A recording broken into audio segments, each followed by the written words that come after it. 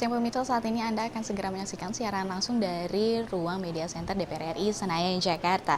Pemirsa, beberapa waktu lalu DPR RI sempat dikunjungi oleh perwakilan dari seluruh Indonesia terkait perangkat desa terkait dengan usulan revisi Undang-Undang 6 tahun 2014 tentang desa yang saat ini justru di masyarakat dipahami hanya pada persoalan perpanjangan jabatan kepala desa saja, padahal banyak poin penting dalam revisi undang-undang tersebut.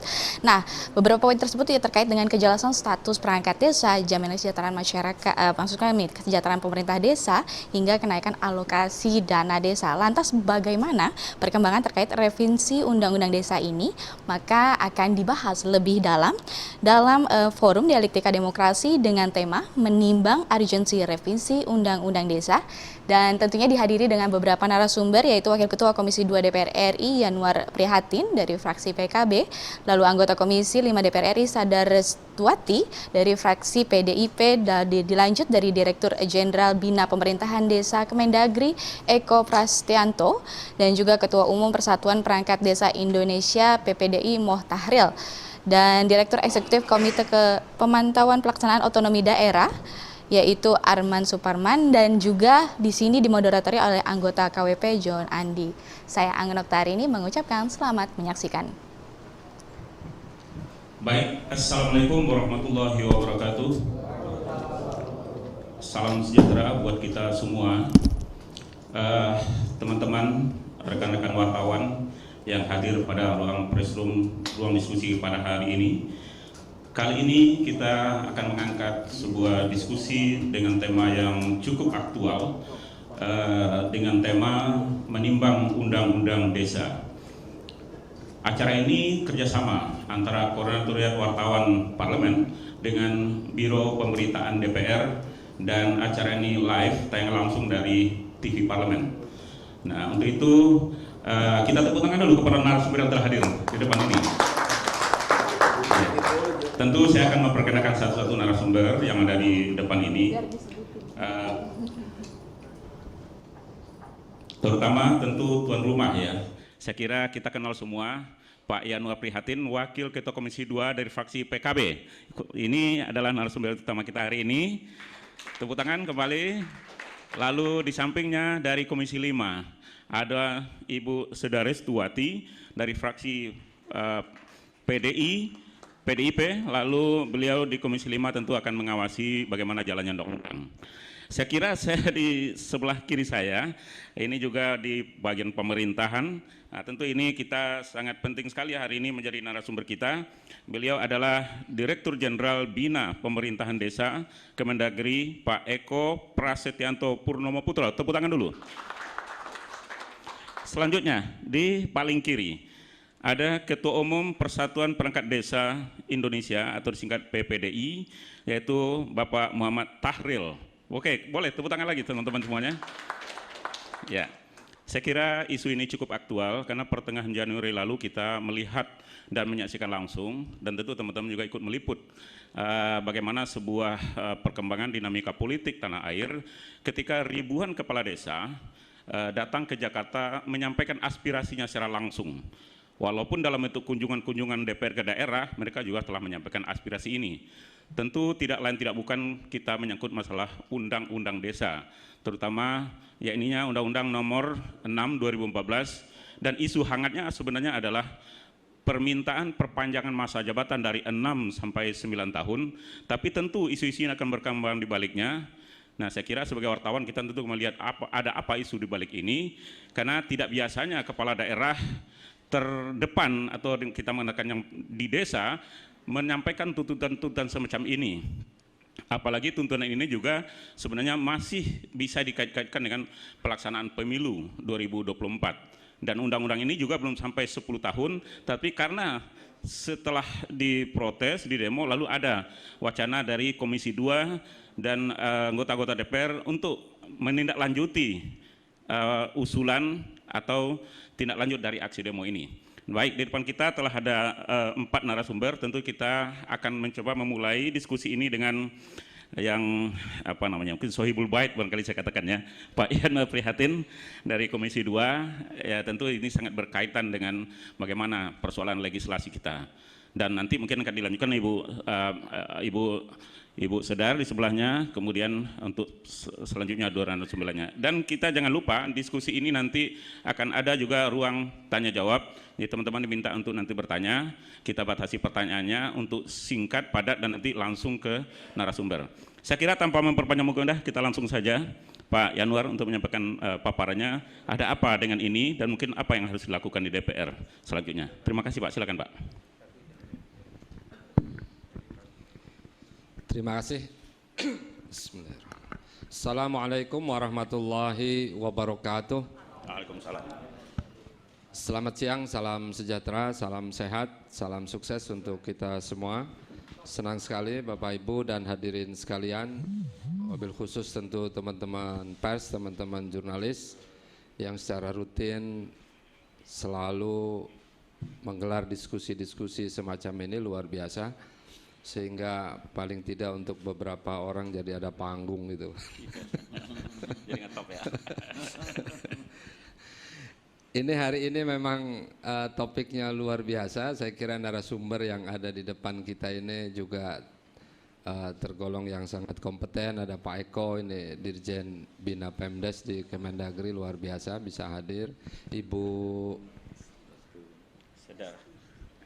Estu ya, Komisi 5 ini membidangi Kemendes ada di sana, dan Pak PPDI Pak ya, Ketua Umum PPDI ya. Ini gini, saya mungkin highlightnya saja. Yang pertama, isu kemarin dapat demo kepala desa, perangkat desa, message-nya, pesannya sebetulnya sudah kita tangkap semua. Pesan mereka itu apa? Misalnya kepala desa, pesan utamanya adalah perpanjangan masa jabatan 6-9 tahun. Perangkat desa, pesan utamanya adalah soal status dan kedudukan mereka plus juga soal kesejahteraan mereka. Tapi tentu menjadi pertanyaan adalah ketika ini nyantel ke revisi undang-undang desa, apakah hanya dua isu ini apa yang menjadi perhatian? Kalau saya pribadi, aspirasi usulan teman-teman kemarin itu sebetulnya lebih merupakan pemantik saja untuk memberikan warning kepada kita semua, terutama yang di pemerintah pusat, DPR maupun Presiden dan para menteri terkait, bahwa ada sesuatu yang harus kita selesaikan di desa. Kira-kira gitu Pak. Jadi message besarnya itu harus kita tangkap. Ada sesuatu yang belum clear, yang belum selesai di dalam rangka penataan ulang pemerintahan, pembangunan, dan pemberdayaan masyarakat desa. Jadi pesan besarnya itu menurut saya itu harus ditangkap. Jangan kemudian terjebak pada topik-topik kecil ya kan, yang kemudian membuat kita tenggelam di situ, akhirnya malah debat di situ. Ya kan, kemarin ini kan kita habis waktu debat pada satu titik yang sebetulnya itu hanya noktah kecil saja dari sesuatu yang kita sebut dengan kemajuan dan kemajuan desa. Nah, sehingga harus dinaikkan menurut saya level diskusinya adalah ini masa depan desa di Indonesia gimana? Undang-undang yang ada sudah cukup memberikan dorongan, peluang, endorse yang hebat atau tidak? Ya mari kita cek hal-hal penting di dalam rancangan undang-undang itu. Undang-undang ini mencerminkan political will yang kuat nggak dari pemerintah dan DPR tentang masa depan desa. Dan ini kan harus kita jawab bersama. Kenapa kita harus mulai dari situ? Karena apa? Karena supaya kita tidak salah paham tentang masa depan desa. Ini penting juga buat teman-teman di desa, bahwa masa depan desa itu lebih luas dari sekedar masa jabatan, ya kan? Lebih luas dari sekedar status dan kedudukan perangkat desa, bahkan lebih luas dari sekedar kesejahteraan kepala desa dan perangkat desa, sehingga kita bisa melihatnya dari sudut pandang yang lebih clear. Contoh misalnya gini Pak, saya selalu berpegang kemajuan desa itu pada 5 pondasi pokok. Yang pertama adalah leadership, kepemimpinan desa. Itu yang utama dan paling utama itu adalah leadership, kepemimpinan desa. Kenapa? Karena banyak desa maju atau desa itu tidak maju. Ternyata kunci utamanya saya lihat soal leadership, kepemimpinan desa. Kepemimpinan desa itu apa? Ya dari mulai kepala desa, perangkat desa, lembaga kemasyarakatan desa sampai dengan BPD, Badan Permusyawaratan Desa. Paling nggak heading yang mengelola desa itu kan itu etalasenya.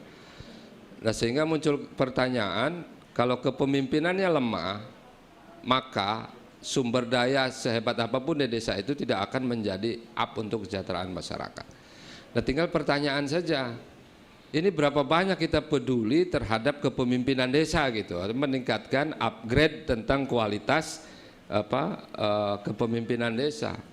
Ya, yuk kita cek sama-sama, kita serius nggak meningkatkan kemampuan kepala desa, kemampuan perangkat desa, kemampuan BPD, kompetensi yang ngelola BUMDes, badan usaha milik desa. Jangan dong bilang kita ekonomi desa nanti ditopang oleh oleh BUMDesa, tapi perhatian kita kepada BUMDesa juga nggak nampak kuat juga. Sehingga ini kan menjadi pertanyaan, seberapa serius kita mengelola, menaikkan derajat kepemimpinan desa. Saya tidak perlu sebut contoh, desa-desa yang maju itu ternyata asal muasalnya adalah karena kuatnya kepemimpinan desa. Padahal dulu belum ada dana desa, Pak. Tapi ternyata dia bisa up desanya menjadi desa yang mandiri, desa maju, sehingga ketika ada dana desa itu hanya stimulus untuk mempercepat laju kemajuan aja. Itu yang pertama. Yang kedua,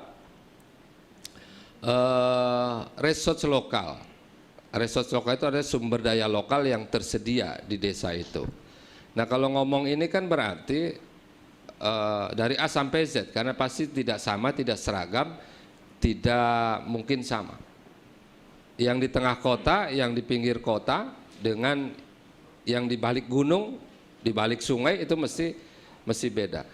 Tetapi pertumbuhan desa mesti harus berpegang kepada kekuatan lokal itu. Nah, cuma kadang-kadang begini, tidak semua kepala desa, perangkat desa percaya diri dengan keadaan setempatnya gitu loh.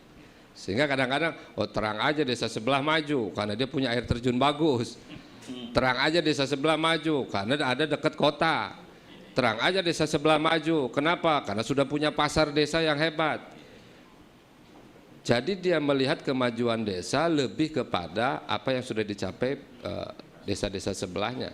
Dia lupa bahwa di dalam dirinya ada resource, ada sumber daya lokal yang bisa di-up menjadi kekuatan. Nah, intervensi pemerintah pusat bagaimana menghubungkan antara pikiran perangkat desa dengan kemampuan lokal itu yang saya kira harus diinjeksi terus menerus. Yang ketiga, manajemen pemerintahan dan pembangunan desa. Saya kira ini menjadi poin penting, poin kunci yang harus kita cek sama-sama. Apa yang disebut manajemen pemerintahan tentu adalah cara, teknik, perencanaan, pelaksanaan dan pengawasan penyelenggaraan pemerintahan dan pembangunan di desa. Ini contoh, Pak. Berapa banyak sih desa yang merumuskan perencanaan pembangunannya betul-betul melibatkan masyarakat? Ya, mau dicek aja. Jangan-jangan ini hanya misalnya dominasi kepala desa plus perangkat desa. BPD mungkin hanya stempel saja. Belum masyarakat desa juga mesti ikut unsur-unsurnya. Pak, ini jangan dianggap sepele. Justru dari sinilah desa itu kelihatan bakal lari atau enggak. Karena kalau dari di sininya goyah pincang, ya mohon maaf, itu tanda bahwa proses pemerintahan dan pembangunan akan mengalami banyak masalah di lapangan. Kenapa? Karena justru disitulah ujung tombak bagaimana memanage seluruh roadmap perjalanan desa dari hari ini dan ke depan. Ujung tombaknya tetap adalah manajemen pemerintahan dan pembangunan desa. Contoh misalnya, Pak, kepala desa ini kan tiap tahun harus menyampaikan laporan pertanggungjawaban tertulis ke bupati atau wali kota, kepada BPD, dan jangan lupa kepada warga masyarakat. Coba dicek. Itu pengumuman laporan kepada warga masyarakat bentuknya apa biasanya? Apakah hanya apa namanya? Itu banner atau apa itu? Spanduk. Ya, banner di kantor kepala desa toh? Atau di tempat-tempat tertentu lah. Hanya diumumkan gitu. Dan itu nggak rinci juga, Pak, itu hanya sketsa aja, gelondongan gitu kan. Ada nggak kepala desa perangkat desa yang berani memberikan laporan setebal ini, nggak usah tebal-tebal 5-10 lembar, kasih ke rumah-rumah warga, ada nggak? Kasih ke rumah-rumah warga gitu. Betul Pak? Kenapa Pak? Karena ini desa ini kan lokalnya kecil Pak, nggak se-Indonesia, nggak mungkin presiden ngasih ke seluruh rakyat Indonesia. Ini paling desa jumlah rumah, kalau kita ngitung kakak, itu kan bisa dihitung. Jumlah penduduk misalnya 6.000. Kalau rata-rata satu rumah 3 orang, itu kan kurang lebih 2.000 rumah, kan ngitungnya begitu aja kan. Fotokopi 2.000 eksemplar, berapa banyak sih kira-kira gitu. Itu kelihatan sepele, tapi di dalam rangka transparansi, komunikasi dengan warga itu menjadi efeknya luar biasa Pak. Karena pertanyaannya gimana cara kita menggugah warga mau berpartisipasi di dalam proses penyelenggaraan pemerintahan dan pembangunan. Jangan lupa, saya di beberapa desa menemukan, terutama di dapil saya, tingkat animo, partisipasi, dan bahkan tingkat kepercayaan warga kepada kepala desa dan perangkat desa tidak semuanya sama levelnya Pak. Ada yang levelnya tinggi kepercayaannya, ada levelnya menengah, ada bahkan yang levelnya rendah juga ada. Ini kan treatmentnya nggak mungkin sama. Nah gimana desa mau maju ketika bangunan trust, sosial trustnya tidak ada di dalam internal desa itu. Nah ini pasti menyangkut soal manajemen pemerintahan dan pembangunan yang ada di wilayah itu. Yang berikutnya, pondasi yang keempat, partisipasi dan pemberdayaan masyarakat. Partisipasi dan pemberdayaan masyarakat. Bapak Ibu boleh dicek baik di desa, di kabupaten kota, provinsi sampai ke tingkat pusat. Seberapa sungguh-sungguh kita menjalankan pondasi yang keempat itu. Betul-betul memberdayakan masyarakat desa. Seberapa kuat pemerintah desa, kepala desa memiliki visi yang besar untuk memberdayakan masyarakat desa. Boleh dicek. Sebab kalau itu tidak ada, berarti ada masalah. Yaitu masalah menyangkut kualitas diri dan kualitas kepemimpinan. Tapi kita tidak bisa menyalahkan mereka. Kenapa? Karena masih ada unsur pemerintahan di atasnya yang juga harus bertanggung jawab gitu. Ada kabupaten, ada provinsi, ada pusat.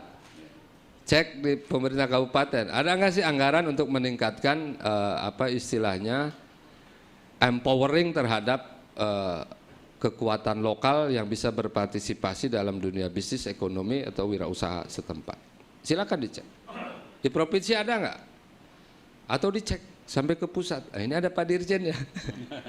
Karena Pak Dirjen juga bertanggung jawab terhadap kualitas kepemimpinan pemerintahan desa, termasuk pemberdayaan masyarakat desa. Sehingga ini inline, garisnya garis lurus.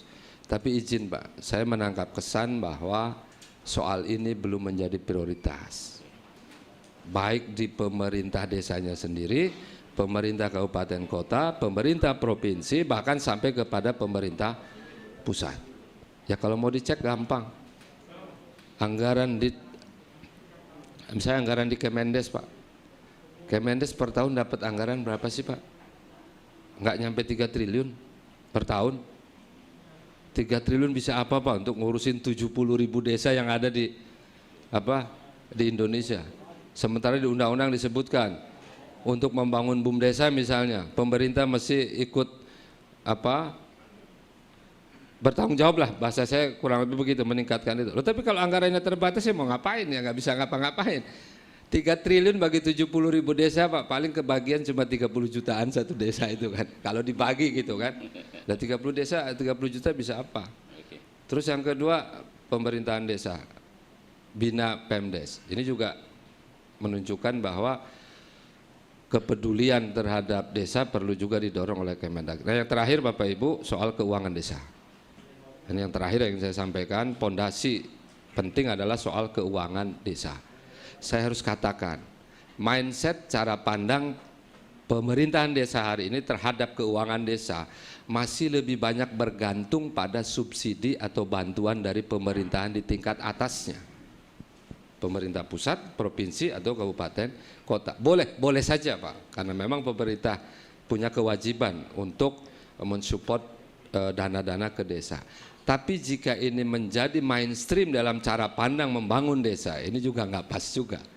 Kenapa? Karena subsidi atau anggaran bantuan dari pemerintah pusat mesti ada keterbatasan. Hari ini misalnya desa disupport melalui dana desa, perkembangan pertumbuhan tiap tahunnya tidak mungkin meledak tiba-tiba, itu mesti bertahap. Belum provinsi, paling berapa sih anggaran yang bisa dibantu provinsi, berapa sih anggaran yang bisa dibantu melalui APBD kabupaten kota. Sehingga menurut saya inilah pentingnya kembali ke yang pertama, kapasitas, kualitas kepemimpinan desa harus di-up sungguh-sungguh, karena inilah kunci kemajuan desa dan justru disinilah kunci kemajuan Indonesia di masa depan. Jangan sepelekan perangkat desa, jangan sepelekan seluruh lembaga-lembaga desa, tapi kuncinya harus dapat, yaitu semuanya harus rame-rame, sungguh-sungguh membangun kepemimpinan desa yang lebih baik, karena di sanalah masa depan Indonesia. Terima kasih. Assalamualaikum warahmatullahi wabarakatuh. Ya, tepuk tangan dulu teman-teman semuanya ya. Luar biasa. Jadi artinya bicara undang-undang desa tidak hanya masalah masa jabatan tadi ya, tapi jauh lebih bagaimana membuat efisiensi dan efektivitas pemerintahan desa itu sendiri. Baik, saya kira kita akan ke Ibu Sedaristu. Dalam konteks ini tentu Komisi 5 ikut mengawasi jalannya undang-undang. Tentu pertanyaan mendasar di sini juga, undang-undang ini belum sampai 10 tahun karena baru 2014. Saat itu juga ramai-ramainya pemilu. Nah, ini saya mancing sedikit nih ke politiknya nih bagaimana. Nah, kira-kira bagaimana Ibu melihat dalam konteks ini? Apa nggak terlalu cepat? Atau mungkin hanya kalau orang sudah demo, ya undang-undang dirubah. Demo, undang-undang dirubah. Nah, ini kan kita pertanyakan juga. Silakan Ibu.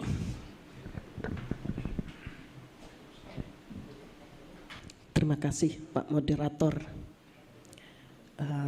Yang terhormat Pak Eko dari Kementerian Dalam Negeri, kemudian rekan dari Komisi 2, yang terhormat juga yang saya hormati Ketua Umum PPDI, Bapak ini Ketua Pemantau Pelaksana Otonomi Daerah Pak Arman ya, baru Pak datang. Arman yang ya, terhormat. ya, kita Ya. kenalkan dulu ya.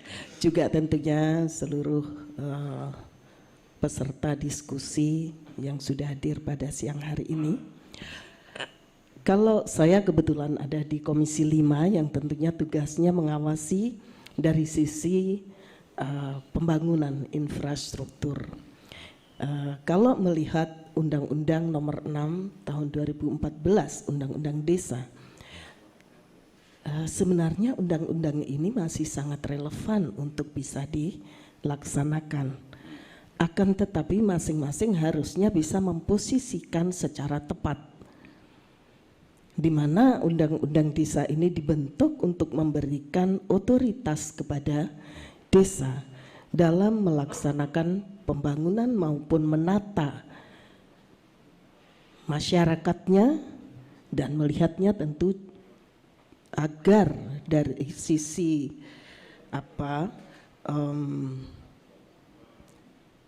keunggulan dari masing-masing desa ini bisa dipertahankan. Akan tetapi seiring perjalanan waktu, ketika dana desa ini mulai diluncurkan, ini mohon maaf, saya sejak dana desa ini akan diluncurkan, saya sudah menyampaikan kepada para kepala desa tentunya di dapil saya, di beberapa kali pertemuan saya katakan, jangan enak-enak dengan dana desa. Dana desa ini bisa menjadi neraka sekaligus bisa menjadi surga bagi kepala desa, bagi seluruh perangkat desa. Karena apa? Dana desa ini untuk mengelola desa yang semula hanya pengelolaan anggarannya paling sekitar 200, mentok paling 300 juta, yang kemudian tiba-tiba disuruh untuk membuat perencanaan, dikasih uang dulu awal-awal sekitar 600 juta ya, 400-600 juta, kemudian naik lagi menjadi 1 miliar ya. Jadi ini tentunya tidak mudah dibutuhkan tadi disampaikan oleh Pak Yanuar dari Komisi 2 berkaitan dengan manajerial. Maka ini kemampuan manajerial dari kepala desa sangat dibutuhkan. Karena kalau tidak, membuat perencanaan anggaran ini tidak simpel, tidak mudah. Walaupun dari Kementerian Desa kemudian merekrut pendamping desa yang notabene boleh dikatakan jauh panggang dari api. Karena apa? Keinginan pendamping desa benar bisa mendampingi desa dalam mewujudkan sebuah perencanaan, mewujudkan sebuah pembangunan yang bagus di desa, ternyata ini belum bisa terwujud. Kembali lagi apa sebabnya? Kembali lagi karena kemampuan dari pendamping desa yang tidak sama. Ada yang pinter, ada yang mempunyai kemampuan manajerial, manajemen, tetapi ada pula yang nggak ngerti apa-apa. Dan ini banyak. Sehingga memang ini butuh waktu bagi desa untuk terus meningkatkan sumber daya manusianya, baik itu kepala desa maupun perangkat desanya sendiri, sehingga bisa menjadi satu pemerintahan dengan sumber daya manusia yang mumpuni untuk bisa mengelola anggaran yang cukup besar untuk setingkat desa.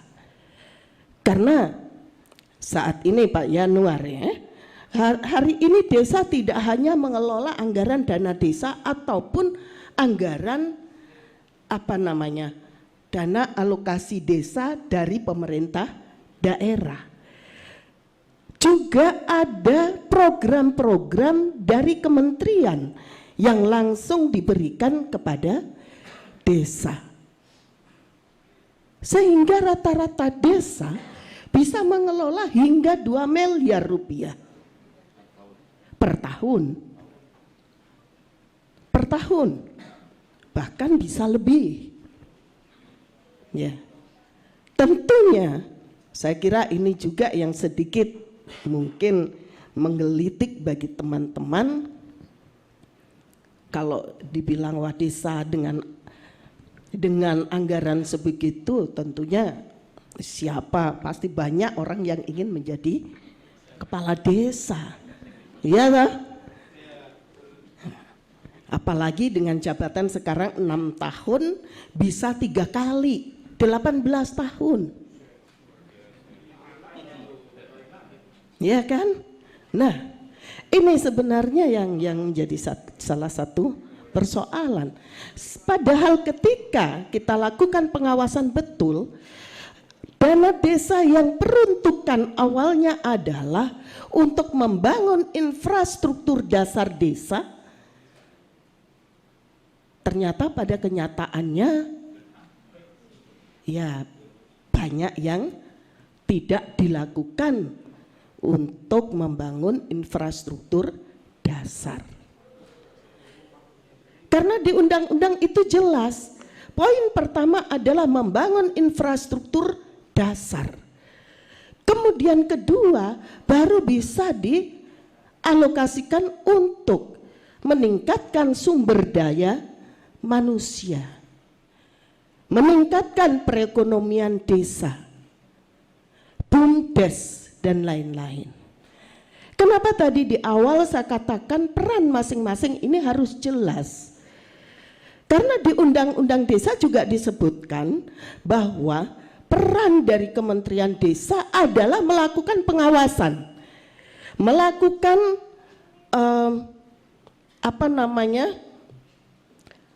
pembinaan, pengarahan kepada desa, bukan ikut campur dalam melaksanakan perencanaan. Dalam hal ini, dana desa harus dipakai untuk ini. Kalau enggak, awas. Ya ini tidak boleh. Semua harus diserahkan kembali kepada desa. Contoh ketika COVID kemarin, berapa alokasi anggaran desa yang harus diambil, di-split untuk pencegahan dari penanganan dari COVID. Yang kemudian dalam berjalannya waktu sudah banyak desa atau daerah yang memang sudah negatif, tidak ada lagi COVID. Akan tetapi ketika Pak Presiden mengatakan desa bisa menentukan bagi yang sudah tidak ada COVID lagi bisa dialihkan untuk yang lainnya. Akan tetapi kan pada kenyataannya tidak seperti itu. Karena apa? Karena instruksi dari pusat, dari kementerian tetap itu harus diberikan untuk penanganan COVID. Di sini juga mumet yang namanya desa, betul tidak Pak? Mumet karena apa? Karena mau dikasih ke masyarakat yang katanya dalam tanda kutip adalah masyarakat miskin yang butuh bantuan, ternyata karena ada dari Kementerian Sosial, ada lagi dari provinsi dan lain-lain, dari kabupaten, sehingga semuanya hampir rata sudah mendapatkan bantuan. Sementara dana desa ini dipaksakan harus tetap diberikan atau diambil sebagian untuk penanganan COVID. Ini kan menjadi tidak maksimal, tidak bisa optimal di dalam pengelolaan anggaran dana desa yang seharusnya digunakan semestinya itu. Nah, kalau memang kita semua masih bisa mendudukkan semuanya pada porsi masing-masing, saya katakan sekali lagi bahwa Undang-Undang Nomor 6 Tahun 2014 ini masih sangat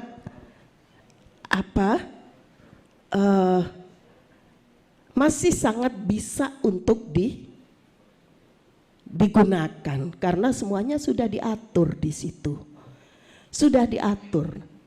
Jadi saya kira kecuali nanti dari Komisi 2 kalau memang ada persetujuan untuk menambah masa jabatan, nah ini beda lagi. Tetapi saya kira kalau masih saat ini masih bisa dijalankan, saya kira belum perlu untuk secepatnya direvisi, ya, kecuali ya itu tadi kalau memang apa yang menjadi tuntutan kepala desa itu bisa diterima semuanya, ya memang harus, mau tidak mau harus direvisi, ya. Saya kira itu dari saya. Sekali lagi bahwa semuanya dalam artian pemerintah baik pusat, daerah, provinsi, kabupaten, semuanya menginginkan desa ini bisa segera maju, ya. Semuanya tidak ada lagi desa yang masih tertinggal, karena saya juga bingung karena data desa tertinggal yang masih tertinggal berapa, yang sudah keluar dari tertinggal ini berapa, saya sampai hari ini juga belum bisa mendapatkan datanya, karena tentunya itu nanti yang bisa menjadikan satu patokan apakah kita katakan semua desa di Indonesia ini sudah menuju maju ataukah sudah menjadi desa yang mandiri. Saya kira itu, terima kasih. Iya, tepuk tangan teman-teman semuanya. Luar biasa, tadi bagaimana dilematisnya pemerintahan desa itu dijelaskan oleh Ibu Sedarestu. Saya kira saya tadi lupa memperkenalkan ini yang datang agak terlambat tadi ya. Maaf ya, inilah Bapak Direktur Eksekutif Komite Pemantauan Pelaksanaan Otonomi Daerah atau KPPOD, itu nama Pak Arman Suparman ya. Tepuk tangan dulu nih, narasumber kita memang tadi agak telat. Saya kira kita masih punya waktu setengah jam, jadi untuk bertiga ini kita bagi 10 menit aja Pak ya. Maaf. Tentu kita ke pemerintahan sekarang. Bagaimana Bapak Dirjen melihat fenomena yang disampaikan oleh dua narasumber tadi, terutama tentu menyangkut ada persoalan dengan kemampuan di perangkat desanya, soal manajemennya. Dan tentu dalam hal ini pemerintah lebih melihat bagaimana sebenarnya tata kelolanya itu loh, dan mungkin juga nanti bagaimana masalah pengawasan keuangannya. Barangkali Pak Eko bisa langsung. Terima kasih Pak John. Yang kami hormati Pak Anwar Prihatin, Pak Restu, Pak Tahril, dan Pak Arman. Ya. Assalamualaikum warahmatullahi wabarakatuh. Waalaikumsalam. Om Swastiastu, Namo Buddhaya, Shalom, selamat siang, rahayu-rahayu, salam kebajikan. Bapak dan Ibu yang saya hormati, kalau membahas desa ini sangat menarik ya. Mungkin 2-3 hari pun nggak selesai ya Pak Januari ya, Bu Restu ya. Nggak selesai Pak. Jadi memang betul apa yang dikatakan seorang ahli tata negara Belanda, bahwa desa itu fundamen bagi bangsa Indonesia. Tadi Pak Yanuar sudah mengatakan kalau desa itu maju juga negara ini pasti maju. Ya, Abu Restu juga tadi menekankan bagaimana mengenai masalah data. Bapak Presiden beberapa waktu yang lalu di Sentul juga mengungkapkan yang sama. Sekecil apapun kebijakan harus didasarkan pada data dan fakta. Nah, oleh karena itu Bapak dan Ibu, data kita saat ini, desa kita itu jumlahnya sudah 75.266 menurut Kemendagri 100.3.5.3. Artinya banyak sekali, tersebar di 7.277 kecamatan, 416 kabupaten, 98 kota, 38 provinsi. Ini bukan hal yang gampang membalik selapak tangan selama 9 tahun harus bagus semua. Tidak bisa. Kita ingat Bapak dan Ibu, sebelum Undang-Undang 6 ditetapkan ya 15 Januari 2014, ada anggaran desa itu hanya 50 juta setahun Pak. Setahun. Sekarang ini sudah rata-rata 900 juta. Ini harus kita syukuri dulu. Mari kita syukuri. Sekarang ini teman-teman kita dari desa bisa ke Jakarta dan sebagainya, bisa berkoordinasi dalam asosiasi dan sebagainya. Ini kita syukuri. Dulu boro-boro Pak. Nah, kemudian yang kedua Pak dan Ibu, betul apa yang dikatakan proklamator kita, Bapak Muhammad Hatta. Ya. Negara ini akan bercahaya bukan satu obor. Tetapi kalau ada lilin-lilin semua di desa-desa itu menyala semua. Ini tugas kita, mindset yang harus kita rubah. Bagaimana desa ini harus maju, mandiri, sejahtera. Tidak bisa diseragamkan, memang kondisinya berbeda-beda. Oleh karena itu, semangat Undang-Undang Desa, kalau kita baca pasal 3, adalah bagaimana gotong royong, bagaimana keberagaman. Nah, ini mari kita pupuk semua ini. Nah, kemudian yang ketiga Bapak dan Ibu, dalam waktu yang singkat ini, mari kita semua sebagai diaspora dari desa-desa yang ada di Indonesia, mari kita semua membangun desa kita. Apakah kita juga memahami Undang-Undang 6 itu? Yang terdiri dari 16 bab 122 pasal itu. Jangan-jangan kita belum pernah membaca tapi sudah mengusulkan. Nah, ini mari semua kita betul-betul memahami desa kita. Cinta kepada desa kita. Kita berikan pikiran, kalau perlu anggaran sedikit dari kita kepada desa kita, tempat di mana kita dilahirkan, nenek moyang kita dimakamkan di sana. Nah, ini kan bisa menggugah pikiran kita Bapak dan Ibu semua, desa kita pasti maju.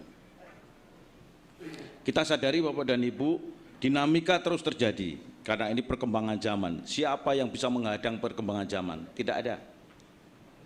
Demikian juga dengan pemahaman tentang desa ini. Masalah digitalisasi tentu saja, contohnya. Tidak bisa terelakkan itu di desa sekarang ini. Tetapi masih juga banyak desa-desa kita ya yang belum punya listrik. Satu sisi kemajuan diraih, kalau kita ke Pancamandala, contohnya Tasikmalaya, Bapak dan Ibu, desa sudah bisa merangkai jaringan. Tetapi masih banyak desa-desa di tempat kita juga, di sana, listrik pun tidak bisa menikmati, belum bisa menikmati. Karena memang kondisi situasi geografis kita yang luar biasa sebagai negara kepulauan. Dengan luas hampir 5 juta dengan lautannya. Ini yang perlu kita pahami Bapak dan Ibu. Bagaimana keberagaman ini bisa maju bersama? Tentu dengan berbagai cara, berbagai pendekatan. Kita dari Kementerian Dalam Negeri ada data namanya profil desa dan kelurahan. Ini yang terus kita tingkatkan. Bagaimana akurasinya data ini. Kemudian sekarang ini juga ada 2 kementerian yang menangani, yaitu Kementerian Desa dan Kementerian Dalam Negeri. Dan semua urusan siapa berbuat apa sudah diatur di dalam PP 47 2015. PP 47 2015 itu jelas diatur. Tinggal sekarang bagaimana menaati regulasi-regulasi yang ada, termasuk di dalamnya Kementerian Keuangan berbuat apa, kemudian Bappenas berbuat apa. Artinya relnya sudah ada di sini. Kemudian yang ketiga, Bapak dan Ibu, Kementerian Dalam Negeri sekarang ini melalui program P3PD, ya, program penguatan pemerintahan dan pembangunan desa, tahun ini akan melatih 67.000 kepala desa, perangkat desa, kemudian BPD dan PKK. Ini upaya-upaya konkret yang akan kita lakukan. Tahap awal dilatih 26.000 untuk kepala desa baru dan PJ. Ya. Nah, ini artinya Bapak dan Ibu kita harus sadar betul bahwa apa yang dikatakan Pak Yanuar, Bu Restu tadi benar, ya. Semua pihak di desa itu ada 6 lembaga penting. Bukan hanya pemerintah desa saja, tetapi ada pemerintah desa, ada perangkat desa, pemerintah desa itu kepala desa dan perangkatnya, ya. Kemudian di situ ada BPD juga, kemudian di situ ada lembaga kemasyarakatan, termasuk di dalamnya lembaga kemasyarakatan itu ada PKK, ada Karang Taruna, ada Posyandu, ada LPM, ya. Kemudian ada lembaga adat desa, lembaga kerjasama desa, dan badan usaha milik desa. 6 lembaga penting yang ada di desa. Ini pun belum cukup. Bagaimana sinergisitas kepedulian, ya, antara pemerintah pusat, pemerintah daerah, provinsi, dan kabupaten kota, dan desa itu sendiri. Pemerintah pusatnya kencang sekali mendorong, tetapi kalau tidak ada dari daerah, nggak bisa juga, nggak optimal. Pemerintah pusat mendorong bagus sekali, daerahnya bagus sekali, tetapi desanya tidak, ya tidak bisa. Ini sinergisitas yang sangat penting sekali. Membangun mindset ini penting dilakukan. Apalagi kalau ada dorongan-dorongan yang kita harapkan, baik itu dari para akademisi, baik itu dari teman-teman pengusaha atau pihak ketiga, baik itu dari teman-teman mass media seperti saat ini yang kita harapkan, kemudian dari masyarakat. Dengan pentahelix ini saya kira ini akan mempercepat kemajuan desa-desa kita. Sekali lagi tidak mudah. Yang perlu kita renungkan dalam hati kita apa yang dikatakan Pak Karno kepada kita semua, saya kira. Ketika aku melihat mata anak kecil itu, bukan kulihat mata anak kecil itu, tapi yang kulihat adalah Indonesia. Ketika Pak Karno melihat anak kecil di desa-desa. Nah, bagaimana ini bisa mengguncangkan hati kita bahwa untuk membangun desa ini perlu kepedulian kita bersama. Masa depan kita betul di desa. Tanpa desa Bapak dan Ibu kita mau makan apa? Mau semuanya impor, tergantung impor, tidak mungkin. Mari Bapak dan Ibu, ini benar-benar diugahkan dalam hati kita sebagai diaspora, anak-anak desa yang sekarang ini bekerja di Jakarta, di kota-kota besar. Mari meningkatkan kepedulian kita terhadap desa-desa kita. Saya kira itu Bapak dan Ibu. Dengan demikian, apa yang perlu kita lakukan sekarang ini, bagaimana kita mengoptimalkan diri kita untuk berperan dalam rangka meningkatkan kemajuan desa-desa di mana kita berada. Terima kasih, Pak Jan. Baik, tepuk tangan dulu teman-teman semuanya, biar lebih meriah ya. Ya tentu rasanya tidak lengkap kalau kita juga tidak mendengar dari aparat atau perangkat desa. Tentu mereka kemarin ikut juga berdemo ke Jakarta. Nah kita bagaimana melihat bagaimana sih hubungan kerja dengan kepala desa, dan kemudian kita juga menginginkan bagaimana pemerintahan desa itu yang efektif dan efisien. Nah, baik kepada Pak Muhammad Tahril ya, tentu ingin menjelaskan seperti apa sebenarnya sebagai ketua Persatuan Perangkat Desa Seluruh Indonesia. Silakan Pak Tahril. Assalamualaikum warahmatullahi wabarakatuh. Salam sejahtera untuk kita semua. Om Swastiastu, Nama Budaya, salam kebajikan. Yang terhormat Bapak Moderator, yang terhormat Bapak Eko, orang tua saya yang sering tak datang ini, riwari saya Pak ya. Yang terhormat Bapak Januar dari Komisi 2, saya juga tidak asing. Juga Ibu Estu, yang saya hormati juga Pak Parman ya dari komite pemantau ya. Tidak lupa juga teman-teman wartawan yang selalu saya banggakan, yang selalu memberikan informasi pada publik tentu yang benar. Jadi maaf, saya kok agak berpikir ini imbas dari demo yang berjilid-jilid Pak. Jadi saya akan jelaskan secara parsial. Demo kemarin ada dua sebenarnya.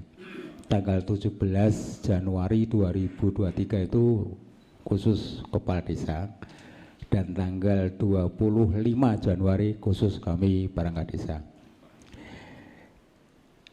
Esensi dari dua demo ini, untuk yang tanggal 17 kami tidak intervensi Pak, jadi tentang penambahan itu kami tidak. Tapi yang di tanggal 25 kami sebenarnya bukan berdemo Pak, silaturahmi, ketemu dengan bapak-bapak di pusat, karena biasanya pada bulan Oktober, Desember itu Pilkades. Dengan adanya Pilkades maka perangkat desa diberhentikan non prosedural. Ya, rame-rame pemberhentian perangkat desa, maaf oleh oknum kepala desa. Ya, padahal Undang-Undang Nomor 6 Tahun 2014 sudah jelas usia perangkat desa adalah 60 tahun. Tapi kalau di luar Jawa khususnya itu kalau kepala desa ganti ya perangkat desa ganti. Dan lebih lucu lagi, para kepala desa mengatakan, loh kepala desa kan kayak presiden, presiden ganti, menterinya ganti. Ya gitu Pak. Jadi saya tahu dan terima kasih ini dengan lahirnya Undang-Undang Desa, paling tidak sudah bisa memberikan angin segar buat kami yang di desa. Tapi ternyata duplikasi, implementasi terhadap teman-teman ya di desa terutama itu belum tepat Pak. Ya. Tadi saya sepakat juga kalau sosialisasi ya jelas dari Kemendagri sampai ke pemerintah daerah.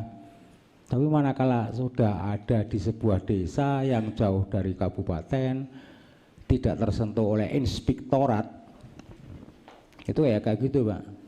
Saya juga nggak ngerti, kan membuat sebuah regulasi di desa, konsiderannya larinya kemana gitu Pak.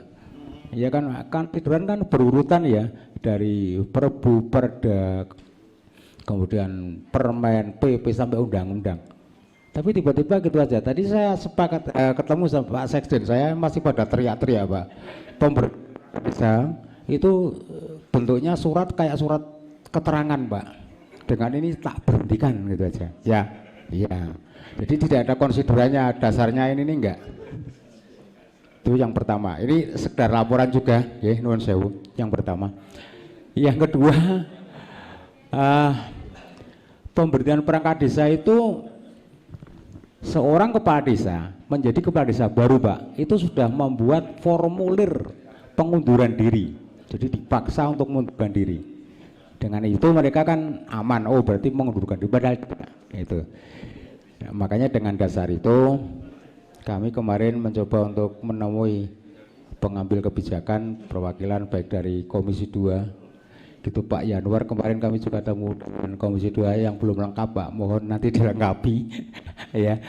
Jadi bukan tuntutan, permohonan kami Pak yang sebagai perangkat desa, salah satu pengelola di bawah kepala desa terhadap dana miliaran. Kalau kedudukan kami tidak jelas gimana Pak? Kedudukan lahirnya sebuah kebijakan dari sebuah regulasi yang nggak sah, berarti kan kami nggak sah Pak. Kami udah berpuluh tahun ya. Jadi kalau pekerjaan kami perangkat desa iya, tapi kepegawaian kami apa? ASN bukan, P3K bukan. Bahkan masuk ke SPSI pun nggak bisa Pak, kami di SPI pekerja nggak bisa. Kami harus pakai pakaian sesuai dengan instruksi Mendagri ya, itu pakai keki dan lengkap. Kalau sampean tiba-tiba pakai pakaian polisi, tangkap nggak Pak? Tangkap. Tapi kami nggak ada ketentuan itu, tapi kami pakai resmi pakaian PNS. Nah itu lucunya gitu. Yang kedua, jadi terima kasih ini juga untuk Pak Parman ya, ini sebagai laporan juga. Yang kedua tentang itu tadi udah dua ya, pemberhentian non prosedural. Yang kedua status kami. Yang ketiga masalah siltap Pak. Siltap masih di tempat kami trending topik lah, karena di Nias itu ada teman-teman 1 tahun belum bayaran Pak, padahal kita sebagai seorang muslim itu berilah upah sebelum, nah kita 1 tahun Pak udah kering banget, udah kering keruntang keringatnya ya. Makanya yang selama ini kalau gaji atau siltap itu kan lewatnya dana perimbangan pusat ke daerah Pak ya, jadi ADD, maka berharap nanti lewat revisi ini Bu, jadi nanti bisa disiapkan sebuah dana APBN yang spesial khusus lah untuk siltap, karena itu tadi di beberapa daerah ada yang 3 bulan. Kalau saya yang di Jawa, saya di Pekalongan Pak, kota batik, makanya pamer saya pakai batik ini, itu 3 bulan. Tapi di Nias, di Sumatera Selatan ya banyaklah, di Oke, di Prabu Muleh itu sampai 1 tahun Pak baru terima bayaran. Kan itu kan sungguh miris ya. Kita bekerja sebagai perangkat desa kan ada mekanismenya Pak, birokrasinya dari penjaringan ya kan, penyaringan, kemudian ada di SKD ya dites Bu, bahkan sekarang ini pakai pihak ketiga universitas Pak ya kan itu. Jadi bukan main-main, bukan seperti orang pemulung kita bebas. Jadi dengan birokrasi seperti itu kami berharaplah pengambil kebijakan, makanya saya ikut di sini. Jadi kalau nggak salah itu urgensi terhadap revisi undang-undang ya, kalau buat saya sebagai pelaksana ya urgent, sangat penting. Tapi ya nanti dipilah dan dipilih yang kira-kira ada kesesuaian, ada kelayaan ya monggo. Tapi kalau enggak ya juga tidak kan gitu.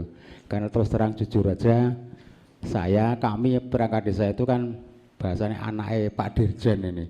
Saya selalu mengeluh sama Pak Dirjen ini sampai was pamong mana Tahril mana gitu, gitu Pak ya.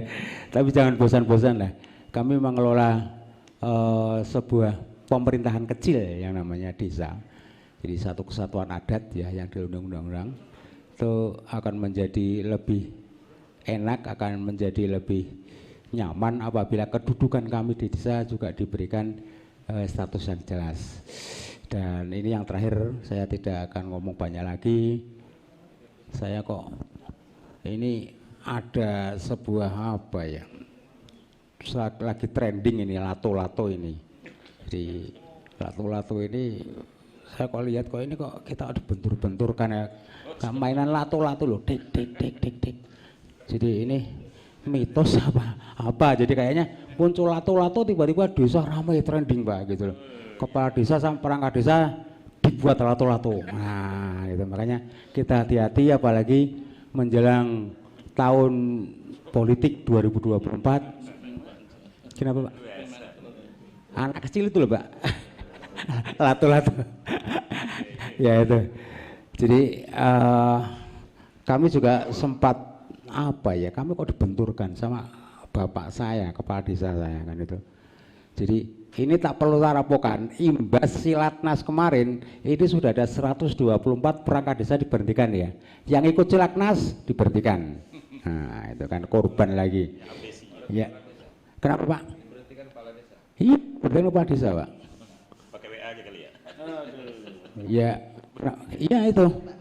Pakai suratnya sangat surat keterangan itu. Jadi tidak mengingat itu enggak. Jadi saya berhentikan kan itu aja.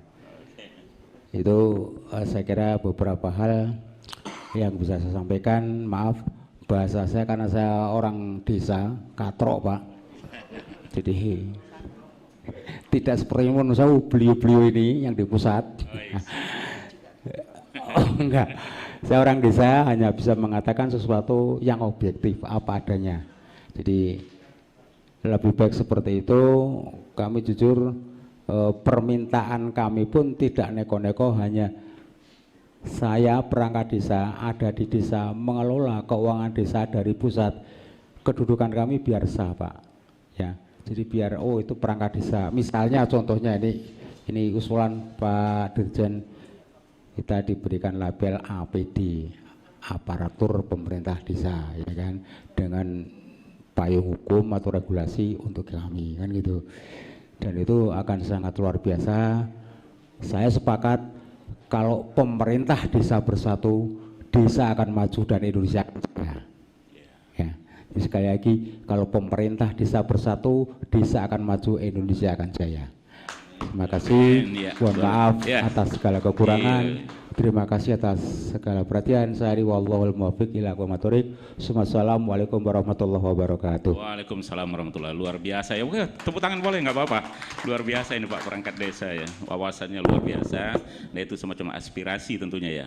Baik, saya kira kita terakhir sebelum tanya jawab nanti dengan teman-teman wartawan untuk mendalami. Nah, kita langsung saja kepada Direktur Eksekutif Komite Pemantauan Pelaksanaan Otonomi Daerah, Pak Arman Suparman. Silakan, waktu dan tempat silakan. Terima kasih Pak Moderator, yang kami hormati Pak Dirjen, Pak Eko, yang kami hormati Pak Yanuar, Bu Restu, dan juga Bapak Tahrir. Tentu topik kita hari ini itu ingin menangkap apa yang menjadi keresahan bersama anak bangsa beberapa minggu terakhir ya Bapak Ibu sekalian terkait dengan desa gitu ya. Ada beberapa hal yang mungkin kami sampaikan dari kajian-kajian kami yang memang selama 22 tahun ini kita fokus pada isu yang terkait dengan reformasi regulasi dan birokrasi khusus di level pemerintahan daerah. Dan dalam konteks pembangunan desa kita lebih mencermati seperti apa peran supra desa ini Pak, kabupaten kota dan juga provinsi terhadap pembangunan di desa gitu ya. Yang pertama, Bapak Ibu sekalian, di tahun 2014 kita punya 3 undang-undang strategis yang tentu saling berkaitan juga. Pertama, Undang-Undang Pemda 23 2014, Undang-Undang ASN, Undang-Undang 5, dan Undang-Undang 6 tentang desa. Dan dari ketiga undang-undang ini, minimal dari kajian kami, ada beberapa banyak substansi yang perlu dikaji ulang. Dan kalau kita lihat di Prolegnas 2023, hanya satu yang masuk, revisi Undang-Undang ASN. Undang-Undang Pemda, Undang-Undang Desa nggak ada gitu ya. Artinya kalau kita taat pada sistem, yang perlu kita bicarakan sebenarnya Undang-Undang ASN tahun ini, bukan Undang-Undang Pemda, bukan Undang-Undang Desa. Kalau kita mau taat asas, gitu. Itu yang pertama. Kemudian yang kedua, kami minimal dari kajian kami ada beberapa indikator yang mana kita perlu bergerak untuk pertama menerbitkan regulasi atau merevisi regulasi. Yang pertama, ada satu perubahan sosial ekonomi atau lingkungan, tetapi nggak ada kebijakannya. Maka implikasinya adalah kita harus menyusun sebuah kebijakan baru. Itu yang pertama. Kemudian yang kedua, ada perubahan sosial ekonomi dan lingkungan, tetapi tidak diakomodir dalam kebijakan tertentu, maka kita harus merevisi kebijakan itu. Dan yang ketiga adalah ada satu masalah yang disebabkan oleh satu kebijakan.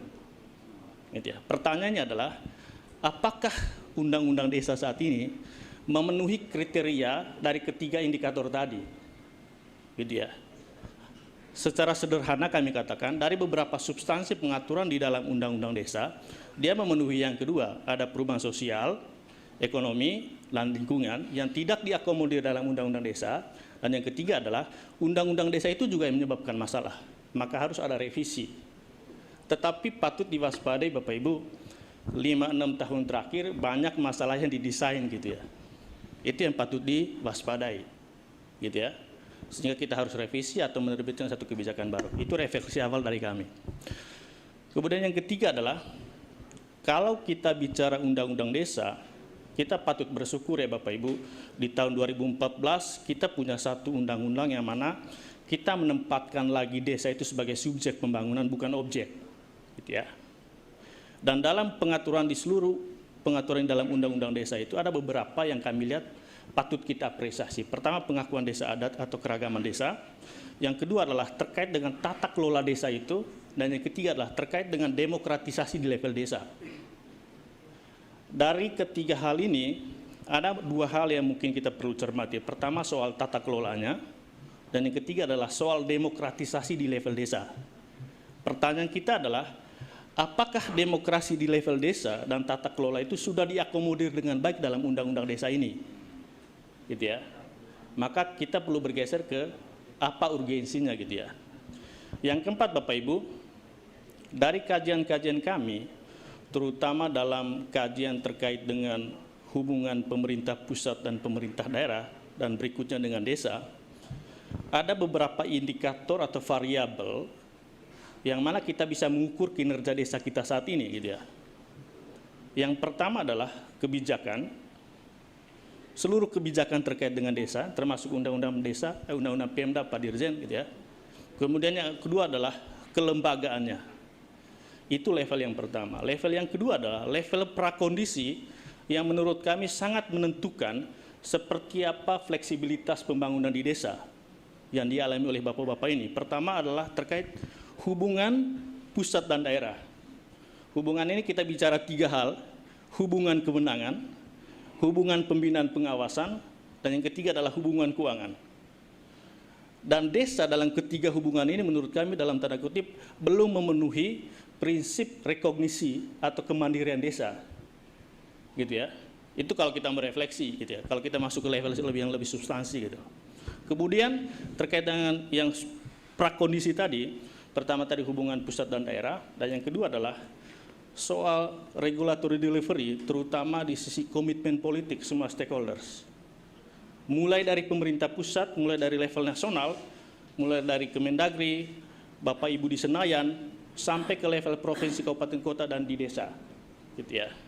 Pertanyaan kita adalah, apakah semua hal tadi itu kebijakan, kelembagaan, kemudian di level prakondisi soal hubungan pusat dan daerah, kemudian yang terkait dengan hubungan keuangan, hubungan pembinaan pengawasan, hubungan kewenangan itu sudah diatur dengan baik, tidak hanya dalam undang-undang desa, tetapi juga dalam undang-undang Pemda.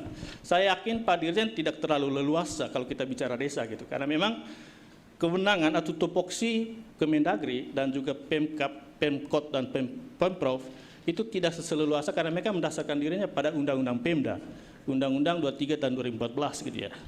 Sehingga mungkin kalau kita bicara bagaimana kita membangun desa, itu tidak hanya bicara undang-undang desa gitu ya. Undang-undang Pemda juga termasuk gitu. Kenapa saya sebut undang-undang Pemda Bapak Ibu? Kita tahu kepala desa itu sangat sentral posisinya di dalam konteks desa gitu. Tetapi kalau Bapak Ibu lihat di sisi tata kelola mulai dari pilkades, bupati wali kota itu punya peran yang sangat besar. Perda terkait dengan mekanisme pilkades kan dari bupati gitu ya. Ya kan Pak? Dari wali kota atau dari pembinaan pengawasan dari provinsi gitu ya. Semua yang terkait dengan pemberhentian kepala desa itu dari bupati. Mekanisme sengketa pilkades itu bupati ujung-ujungnya. Sehingga menurut kami peran bupati ini yang perlu kita lihat di undang-undang desa ini. hanya kecurigaan saja, semoga enggak. Demonstrasi beberapa waktu lalu jangan sampai diinisiasi oleh para bupati, gitu. Jangan sampai ya, ini kecurigaan saja gitu. Itu yang mungkin kita perlu lihat. Maka dalam konteks ini Pak Dirjen, kami juga ingin mendorong agar peran kabupaten kota ini perlu dilihat baik dalam hubungan dengan pembangunan desa gitu ya. Yang terakhir terkait dengan demokratisasi di level desa gitu ya. Menurut kami undang-undang desa itu memberikan satu kemunduran sih Pak, terkait dengan peran Badan Pemusyawaratan Desa BPD ya. Sebelum Undang-Undang 6, dia itu punya hak untuk mengusulkan pemberhentian kepala desa. Perwakilan ya Pak. Dengan BPD yang sekarang dia punya hak menyatakan pendapat, meminta informasi gitu ya. Dan dalam pemilihan BPD, panselnya juga itu ditentukan oleh kepala desa. Gitu ya. Jadi ini yang mungkin kita perlu lihat beberapa hal ya, agar apa yang kita cita-citakan membangun Indonesia dari desa, desa itu adalah masa depan Indonesia, desa itu adalah etalase Indonesia. Saya yakin kita perlu melihat hal-hal ini gitu. Dan yang terakhir, titipan saja karena ini adalah tahun politik gitu ya. Kami mengusulkan revisi Undang-Undang PMD itu kita bahas setelah 2024. Terima kasih. Baik, tepuk tangan teman-teman semuanya. Saya kira tidak kalah menarik yang terakhir ini, agak sedikit nyiram-nyiram ke politik ini. Ini teman-teman di DPR ini biasa lebih tertarik kepada yang terakhir ini biasanya nih. Baik, teman-teman diberi kesempatan untuk bertanya pada diskusi ini sekaligus untuk pendalaman materi ya. Untuk itu saya beri kesempatan teman-teman untuk mungkin 2 orang penanya dulu, tetapi langsung kepada siapa ditujukan pertanyaan tersebut. Jadi kita lebih fokus. Belum tentu semua narasumber bisa menjawab, tapi kemana ditujukan pertanyaannya. Jadi saya harap langsung saja. Silakan teman-teman. Oke, Pak Holang, silakan. Yang kedua barangkali, Pak Domi, silakan Pak Domi. Ya, silakan. Ditujukan ke siapa? Sebutkan ini medianya. Terima kasih, saya Holang dari Majalah Keadilan. Ini ke Pak Mendragi aja di Pak Eko ya. Mohon maaf Pak, salam kenal. Di sini tadi ini mungkin perwakilan dari kepala desa tadi ya, mungkin yang paling penting daripada perangkat desanya. Iya, bukan. Yang paling penting itu dari kepala desanya, bukan perangkatnya. Karena perangkat tadi dia bawa masalah, bukan bawa solusi. Mohon maaf Pak. Ini Pak, ini terkait demo kemarin ya Pak ya. Ini kepala desa menuntut supaya jabatan mereka itu ditambah. Jadi 9 tahun untuk 1 periode. Ini menurut saya itu terlalu bombastis ya Pak ya. Kemudian itu lebih kepada pemerintah desa kita sekarang ini atau kepala desa itu sendiri, dia lebih melihat bahwa jabatan dia itu dari sisi kuantitas daripada kualitas. Ini ada kaitannya dengan tata kelola desa itu sendiri. Dalam hal ini lebih spesifik lagi soal bagaimana mengelola keuangan desa yang ditransfer dari pusat, yang jumlahnya saat ini kita tahu sesuai dengan kondisi desanya itu ada ratusan juta sampai miliaran. Nah, kita melihat fakta di lapangan bahwa ternyata pengelolaan dana desa itu Pak, itu tidak signifikan antara realita dengan dana yang dianggarkan itu sangat berbeda jauh, terutama dari sisi kualitas. Misalnya kita melihat pembangunan infrastruktur, jalan raya, dananya sampai 500 juta untuk 1 kilo, tetapi hasilnya nihil gitu. Nah, ini masukan saja sih Pak. Ini perlu ada pengawasan yang ketat mulai dari atas Pak. Seperti yang KPPOD bilang tadi, ada sinkronisasi atau koordinasi yang masif dari atas sampai ke bawah. Kemudian dari para penegak hukum itu sendiri Pak, itu harus masif juga.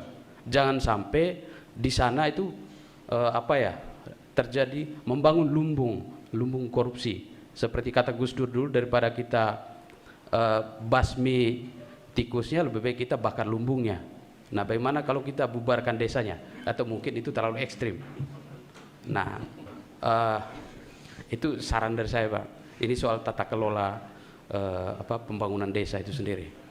Mohon dijawab Pak soal pengawasan. Terima kasih. Oke, silakan dikumpulkan dulu Pak Domi. Langsung Pak Domi, silakan. Dari media mana? Dominikus dari kabardaerah.com. Mungkin saya hanya tegaskan saja soal tadi ada pengawasan ke Pak Dirjen sama ke Komisi 5 ya Bu ya. Soal itu kan pembangunan jalan raya kan. Iya.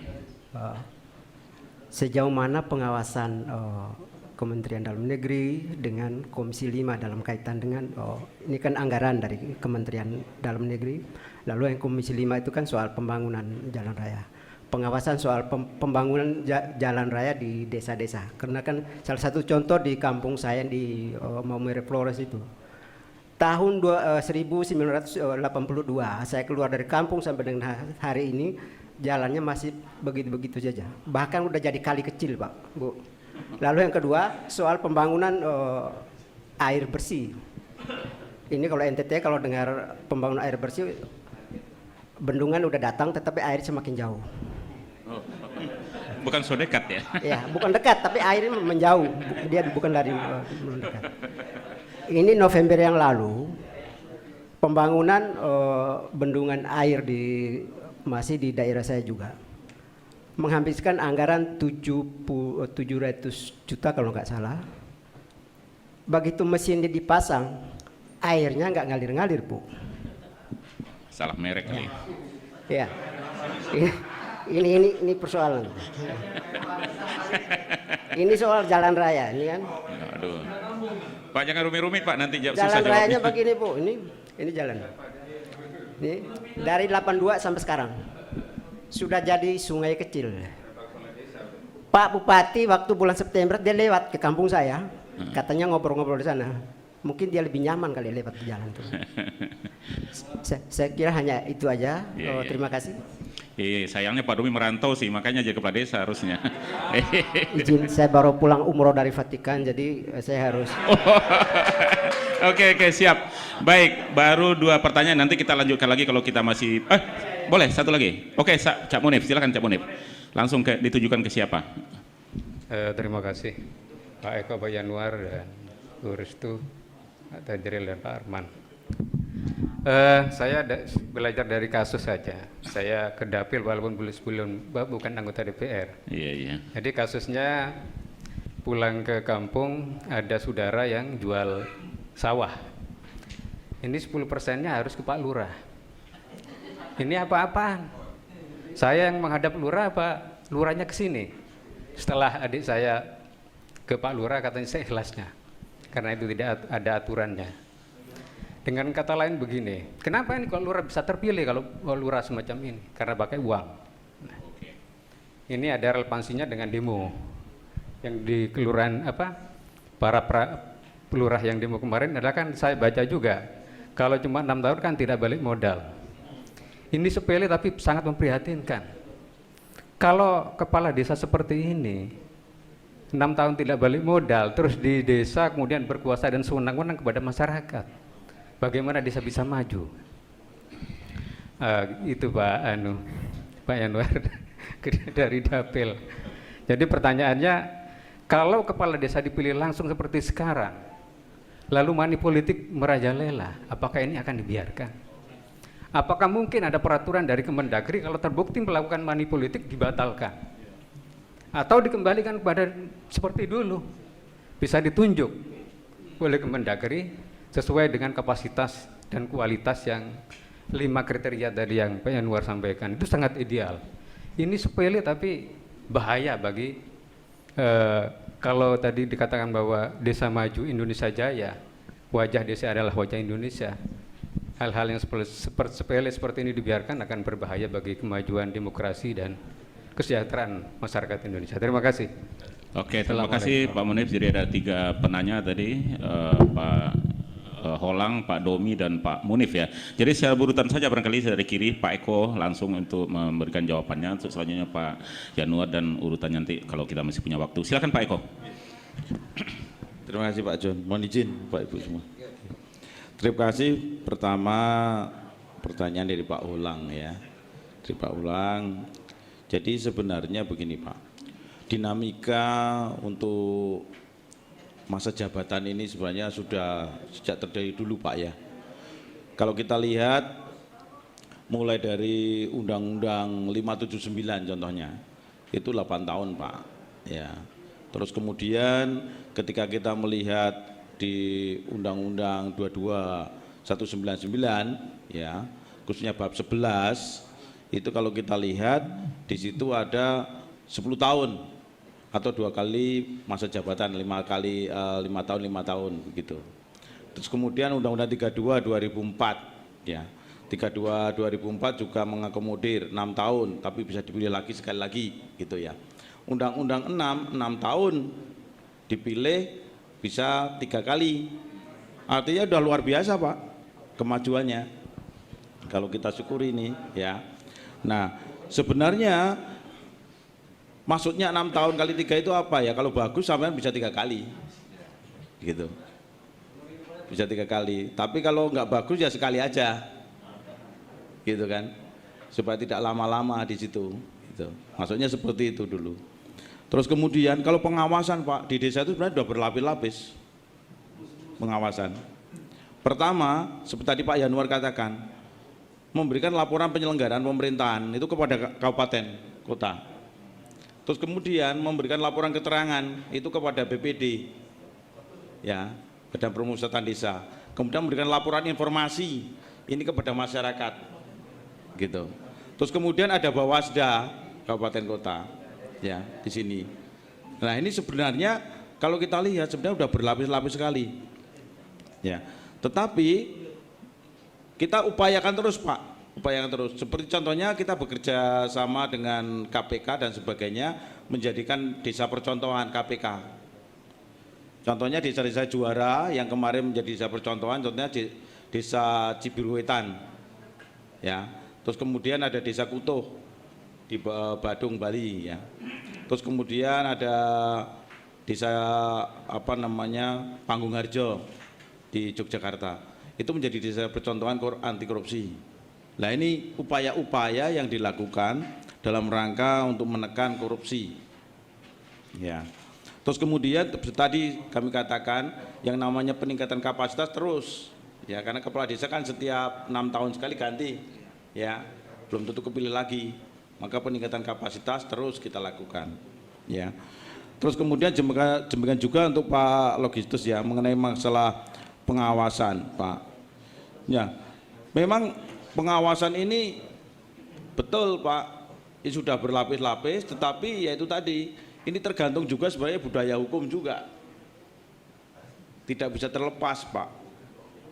Ya, dari budaya hukum masyarakat setempat, bagaimana menyikapi ini ya. Dan ini perlu kebersamaan kita semua. Ya, bertahap. Ada desa yang sekarang ini mengelola anggaran dana desa terbelalak-belalak Pak. Karena dulu hanya 50 juta, kurang 50 juta setahun, sekarang mengelola anggaran hampir 900 juta begitu. Ya agak pusing juga Pak. Gitu.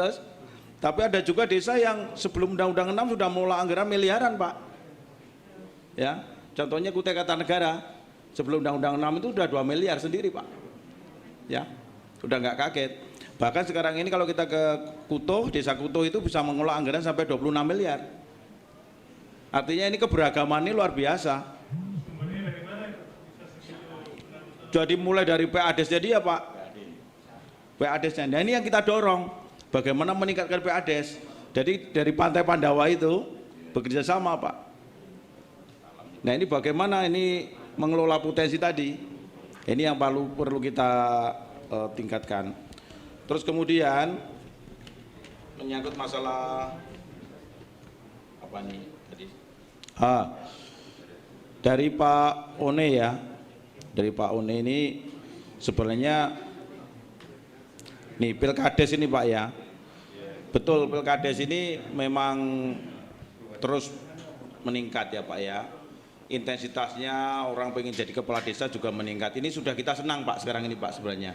Artinya iklim demokrasi itu sudah luar biasa gitu Pak ya. Dulu Pak sebelum ada Undang-Undang 6 sampai ditawarkan pun nggak ada yang mau Pak. Bahkan kalau yang di luar Jawa ditanya pekerjaannya apa, pekerjaan di ladang Sampingannya kepala desa, Pak. Ya kalau sempat Pak Jan. Nah sekarang ini orang sudah luar biasa ikut ya. Tentu saja dengan banyak pernik-perniknya. Nah betul. Aturannya apa ada Pak? Ada. Kalau kita membaca Undang-Undang 6, contohnya pasal 28 itu. Ya. Jadi sudah ada teguran lisan, teguran tertulis begitu Pak. Jadi ini upaya-upaya yang perlu kita lakukan Bapak dan Ibu, bagaimana proses demokrasi ini dibangun. Dan perlu kita sadari bahwa Undang-Undang Desa ini baru 9 tahun. Baru 9 tahun Pak. Ya. Artinya berproses ini Pak, berproses. Yang kita dorong terus adalah bagaimana PADES desa itu meningkat terus. Tidak tergantung kepada dana desa, tidak tergantung pada ADD, tapi PADES-nya meningkat. Nah ini yang perlu kita lakukan. Saya kira itu Bapak dan Ibu semua yang bisa kami berikan. Baik Pak, barangkali kita, ya tepuk tangan dulu teman-teman semuanya. Saya kira kita ke Ibu Sedar dulu, Ibu Sedar Restu dulu. Nanti mungkin dari Pak Yanwar nanti bisa sebagai closing statement karena waktu keterbatasan waktu. Nanti mungkin bisa bertanya langsung ke narasumber setelah diskusi ini. Baik, silakan Ibu Restu sebelum ke Pak Yanwar nantinya. Silakan Bu. Ya. Terima kasih. Tadi dari Pak siapa NTT ya Pak? Pak Domi. Ya, Pak Domi. Ya. Di Undang-Undang Desa Bapak memang diamanatkan salah satu penggunaan dana desa prioritasnya adalah untuk pembangunan infrastruktur desa. Memang tidak sedikit ini Pak Direktur, desa-desa yang seperti saya katakan tadi diperlukan sebuah manajerial, kemampuan manajerial. Jadi kepala desa itu harus bisa membuat skala prioritas di dalam membuat perencanaan pembangunan. Nah, tidak sedikit masih di luar Jawa yang penggunaan dana desa ini belum sebagaimana mestinya. Ini terbukti tadi salah satunya tadi disampaikan masih banyak jalan-jalan yang tidak bagus, ya, tidak layak. Nah, memang apakah cukup dana desa untuk membangun seluruh infrastruktur dasar desa? Masing-masing tidak sama. Kalau di Jawa hari ini hampir rata-rata dana desa itu untuk membangun infrastruktur dasar sudah selesai. Sekarang sudah banyak dialihkan untuk untuk pengembangan percepatan pertumbuhan perekonomian desa, yang salah satunya tadi adalah memberikan supporting untuk BUMDes. Akan tetapi yang tadi di luar Jawa ini belum Bapak, belum waktunya karena memang masih sangat banyak yang belum bisa disentuh.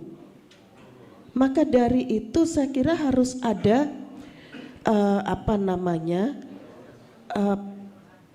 pengawalan dari pemerintah dan juga tentunya pendampingan agar penggunaan dana desa ini benar-benar sesuai dengan peruntukannya, ya, sesuai dengan peruntukannya. Mohon maaf, kebetulan saya di Komisi 5 sehingga banyak sekali mereka justru meminta alokasi kegiatan atau program yang dari Komisi 5 untuk membangun infrastruktur. Ini sangat banyak sekali. Padahal sebenarnya infrastruktur yang ada itu bisa dijangkau dengan atau bisa dibiayai dengan dana desa. Jadi Bapak jangan khawatir. Tentunya kami nanti akan, ketika kami diberikan data, kami akan melakukan check and recheck tentunya, sehingga kami bisa memberikan menyampaikan persoalan ini kepada Kementerian Desa agar dilakukan pendampingan di desa-desa tersebut, ya. Kemudian tadi yang terakhir Pak Munif tadi masalah money politik di situ, money politik tadi.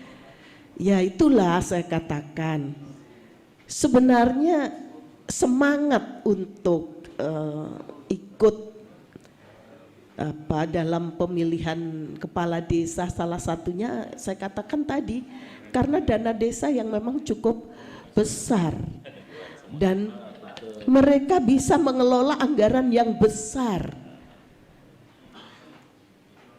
sehingga ini menjadi salah satu pemicu banyak. Dan mohon maaf ini kembali lagi Kementerian Dalam Negeri tentunya harus melakukan pengawasan, Pak. Memang kadang-kadang sudah di luar nalar. Jadi kalau biaya untuk pilkades sudah mencapai miliar itu sudah nggak bisa dinalar, Pak. Dan itu tidak sedikit loh yang seperti itu, dan sekarang pemilihan desa minimal ratusan juta. Jadi ini pemerintah wajib hukumnya untuk segera turun tangan ya, sehingga jangan sampai ini berkelanjutan. Tadi disampaikan salah satu dari Pak Januar atau dari Pak tadi bahwasanya karena pemilihan kepala desa ini karena uang sehingga kita tidak atau sulit untuk mendapatkan kepala desa yang sumber daya manusianya mumpuni. Karena yang mumpuni gak duit sehingga tidak tertarik, atau yang mumpuni masih punya pikiran lah kok bali piye nek sampai seperti ini. Nah, kan seperti itu sehingga menarik diri. Bahasanya wedi dosa. Nah, hal seperti inilah tentunya harus ada ketegasan dari pemerintah, Bapak. Tentunya kami kalau kami dari DPR tentunya melakukan pengawasan, tetapi regulasi ada di pemerintah yang melaksanakan, ya toh. Walaupun undang-undangnya kita buat bersama-sama, tetapi turunan dari undang-undang itu adalah pemerintah yang membuat. Saya kira itu dari saya. Terima kasih. Ya, tepuk tangan teman-teman semuanya. Nah, saya kira ini terakhir, kita masih butuh waktu 10 menit. Ini mungkin sekaligus untuk apa namanya ya closing statement dari Pak Yanuar. Silakan Pak. Ya. Yang pertama ini soal proses revisi ya. Saya kira ini bola sekarang ada di Balik, Pak. Ada di Badan Legislasi, bukan di Komisi 2, ini supaya nggak salah paham. Kenapa? Karena usulan tentang revisi Undang-Undang Desa ini di Prolegnas memang belum masuk. Kalau belum masuk kan berarti pintunya ada di Balik. Kalau Balik dan pemerintah bersepakat masuk dalam agenda pembahasan 2023, maka berarti dasar hukumnya kuat. Tinggal nanti pimpinan Badan Musyawarah memutuskan apakah ini di Komisi 2, komisinya Komisi 5 atau malah pansus itu, Pak. Itu kan bukan domain Komisi 2 juga untuk memutuskan itu harus dibahas di mana. Maka prosesnya nanti kita lihat sama-sama. Tapi dari diskusi kita hari ini kita melihat bahwa banyak aspek ternyata yang harus didalami bersama. Aspek manajerial, aspek kepemimpinan, bahkan termasuk juga aspek masa jabatan. Itu kan juga harus didalami dengan sungguh-sungguh. Karena itu meskipun ini baru 9 tahun Pak Dirjen, ketika dinamika ini sudah terus bertumbuh, sebagaimana tadi disampaikan Pak Parman, tentu ini responnya harus juga aktif itu kan, bukan defensif. Kenapa? Oleh karena fakta sosiologisnya berubah terlalu cepat dibanding perkiraan kita. Sebagian analis politik menganggap oh ini karena mau pemilu sah, ya boleh saja gitu kan. Tapi analis manajemen, analis yang lain sudut pandangnya boleh jadi sangat berbeda gitu kan. Saya sendiri berpendapat substansi penting desa hari ini memang banyak yang harus kita tata ulang. Contoh tadi Pak Munib, ini gimana ngatasi pragmatisme pilkades? ini persoalan yang bukan ringan, ini persoalan yang rentetannya juga sampai ke atas itu Pak, sampai apa pilbob, pilgub, pilpres, pileg sampai ke bawah. Ini gimana cara ngatasinya? Terus yang kedua, ini juga Pak Eko, perangkat desa minimal SMA, kepala desa minimal SMP. Ini gimana dulu waktu merumuskan perangkat desa minimal SMA nggih Pak? Tapi kepala desa minimal SMP. Loh ini kok bisa gitu kan? Kok bisa begini? Tapi ini kan udah zaman yang berbeda dengan 10 tahun lalu, sehingga yang begini-gini kan harus didalami. Terus yang kedua Bapak Ibu, kalau ngomong kepemimpinan desa kuat, ya yuk kita cek persyaratan kepala desa. Ya mohon maaf Pak Eko, kalau saya ngecek satu-satu persyaratan itu semuanya administratif Pak. Pernah tinggal setahun nggak di desa ini? Bisa maju. Punya KTP nggak di sini? Punya. Setia nggak pada Pancasila? Setia. Bikin pernyataannya. Setia pada undang-undang nggak? Setia. Bikin pernyataannya. Sehat nggak? Sehat. Coba ambil keterangannya dari puskesmas sebelah gitu kan. Terus yang kedua, pernah di penjara nggak? Nggak Pak. Bikin pernyataannya nggak pernah di penjara. Yang gitu-gitu itu menurut saya tidak menggambarkan kualifikasi seorang calon kepala desa yang kita inginkan. Karena syaratnya begitu nggak usah untuk kepala desa, kita warga di situ aja mesti punya syarat itu gitu kan. Sehingga dalam kaitan dengan perbaikan demokratisasi tadi saya setuju, itu memang harus dimulai dari bibit awal yang muncul sebagai calon kepala desa. Saya punya pengalaman Pak Munib, di beberapa tempat saya melatih calon-calon kepala desa dengan judul cara mudah menang pilkades. Ternyata bisa juga menang Pak tanpa uang, tanpa pragmatisme gitu, tanpa pragmatisme. Bahkan saya kaget juga, Pak Yanwar, terima kasih saya menang. Saya bilang, berapa biayanya? Saya habis 500.000 Pak. Masuk akal nggak Pak? No. Tapi terjadi Pak. Tapi terjadi. Saya tanya, gimana caranya? Oh, dia ternyata punya resep bahwa ternyata tokoh warga masyarakat yang memang sejak awal punya bibit bagus, namanya trust sosial dari publik, itu lebih murah Pak. Yang punya trust sosial gitu. Modal sosialnya kuat, lebih murah. Nah, orang-orang yang begini ini yang saya kira harus mengambil inisiatif untuk jadi pemimpin di desa. Dan terakhir Pak, apakah revisi akan dilakukan pada tahun ini atau setelah pemilu? Ya nanti kita lihat sama-sama bagaimana perkembangannya, saya nggak berani jawab. Terima kasih. Assalamualaikum warahmatullahi wabarakatuh. Tepuk tangan teman-teman semuanya. Kita sampai kepada penghujung acara diskusi pada ini. Sekali lagi saya ucapkan terima kasih Pak Eko, Pak Yan, Pak Restu, Pak Thohir, dan Pak Suparman. Saya kira demikianlah diskusi kita pada hari ini. Mohon maaf kalau ada yang salah-salah. Saya akhiri dengan billahi taufiq wal hidayah. Wassalamualaikum warahmatullahi wabarakatuh.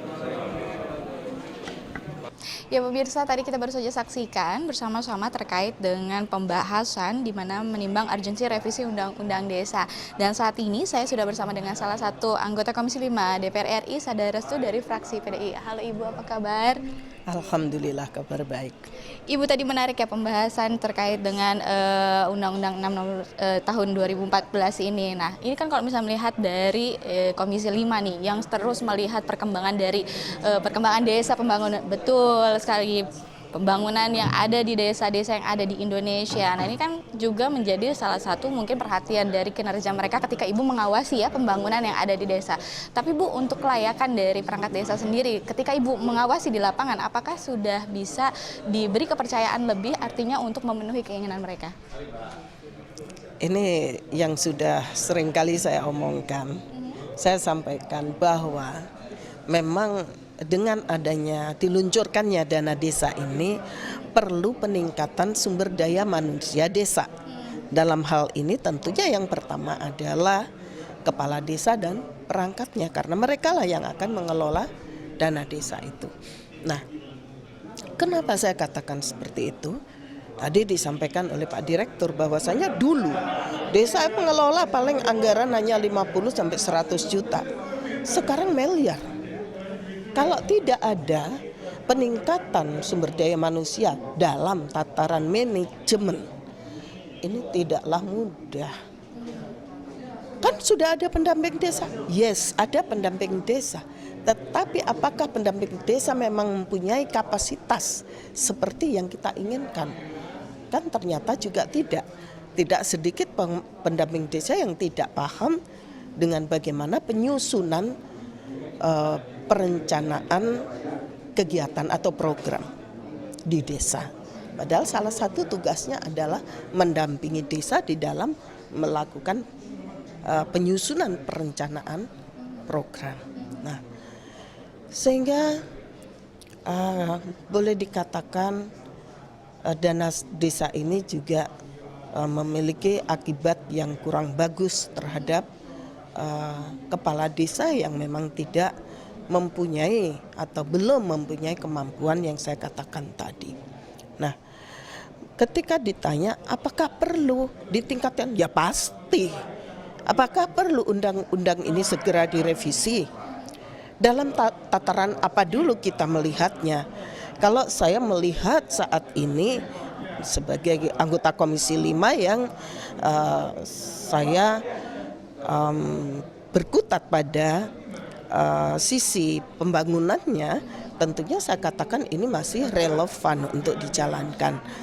Yaitu hanya masing-masing jenjang ini harus mempunyai atau benar-benar memposisikan pada posisi yang tepat. Pemerintah pusat apa sih posisinya? Sebagai dewan pengarahkah, pembimbingkah, pembinakah, dan lain-lain. Kemudian bagaimana posisinya pemerintah provinsi, kabupaten? Karena jujur saja, walaupun undang-undang desa ini ada, ternyata banyak sekali perbub-perbub yang ditujukan untuk desa ini yang ternyata juga tidak seiring atau tidak linear dengan undang-undang yang ada. Bu, kalau melihat polemik yang ada ya Bu ya, selama Ibu mengawasi pembangunan infrastruktur yang ada di desa-desa, ini sebenarnya ada nggak sih Bu rules atau models yang layak untuk bisa ditaruh atau dilaksanakan oleh perangkat desa itu sendiri? Ya, kan sudah dikatakan bahwa desa ini sebagai motor penggerak perekonomian. Maka dari itu ketika ini sebagai motor penggerak, desa harus mempunyai inovasi-inovasi serta vision. Desaku mau aku bawa kemana? Ketika aku mau bawa kemana? Oh, desaku harus menjadi katakan desa dengan potensi katakan harus mempunyai pariwisata yang bagus. Pariwisata apa dulu?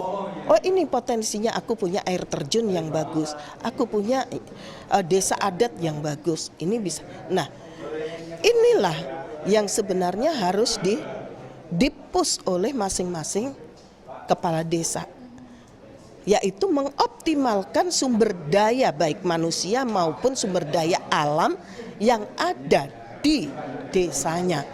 Untuk apa? Untuk bisa mendapatkan PADES sebesar-besarnya.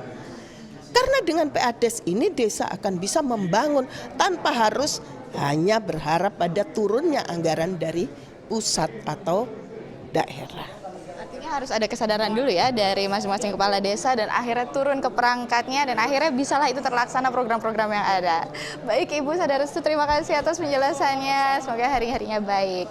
Ya, pemirsa tadi kita sudah jelas mendengarkan penjelasan langsung dari Ibu Sadarestu dari fraksi PDIP dan dia bertugas di Komisi 5 DPR RI. Dan berakhir pula perjumpaan kita, saya Anggun Oktarini mengucapkan terima kasih dan sampai jumpa.